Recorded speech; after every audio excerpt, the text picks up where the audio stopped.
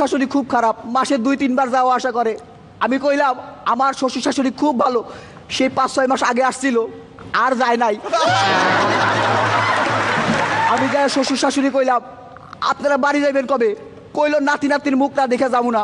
আমি কইলাম ঠিক আছে, 2-3 দিনের মধ্যে একটা ব্যবস্থা করতেছি। হানিমুন থেকে ফিরেই তো বউরে হাসপাতালে পাঠানো যায় না, লোকজন কি মনে করবো, তাই বিস্তারিত একটু কইলাম। শালিরে করে রিক্সায় করে হাসপাতালের দিকে আসতেছিলাম, শালি আমার জড়াই ধরে কইলো আমার খুব টেনশন হইতেছে।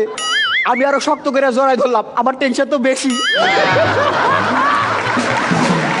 হাসপাতালে ঢুকতেই ডাক্তার রে দেখে বুকটা ধীপ ধীপ করতেছিল। মাইয়া ডাক্তার রে।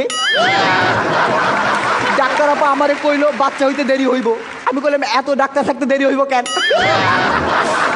প্রয়োজন হলে আরো 2-3 জন মিলে চেষ্টা করেন।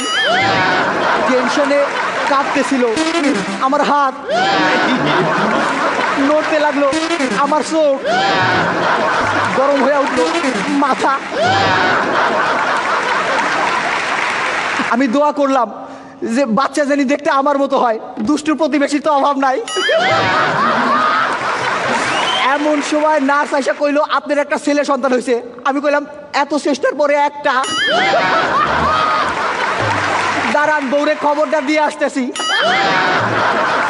যাই বাচ্চারে তো দেখে অবাক, এতদিন পরে হইলো, তাও এত ছোট। এই বাচ্চারে পাল্টাই দেন, লিক হয়ে গেছে। বাচ্চার মুখ দেখে তো অবাক, একবারে দাদুর মতো। আরে দাঁত ছাড়া যে। শালি কইলো এই যে বাচ্চার চোখ দুইটা একবারে আমার বোনের মতো, কান দুইটাও একবারে আমার বোনের মতো, আর যে একটা কইলো না ওইটা তো আমার মতো। আমি নাকের কথা কইতেছিলাম। আমার যে ছেলে সন্তান হয়েছে এইটা শুনেই বিশ্বাস করেন। একটা ছোট্ট প্রমাণ আছে, কিন্তু তা দেখাতে পারবো না।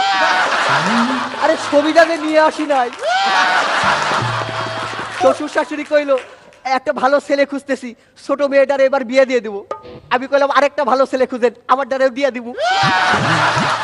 পরিবার পরিকল্পনার আয়সা কইলো ভাইজান এই ভাবির স্বাস্থ্য খুব একটা ভালো না, এখন আর বাচ্চা কাচ্চা নিয়েন না।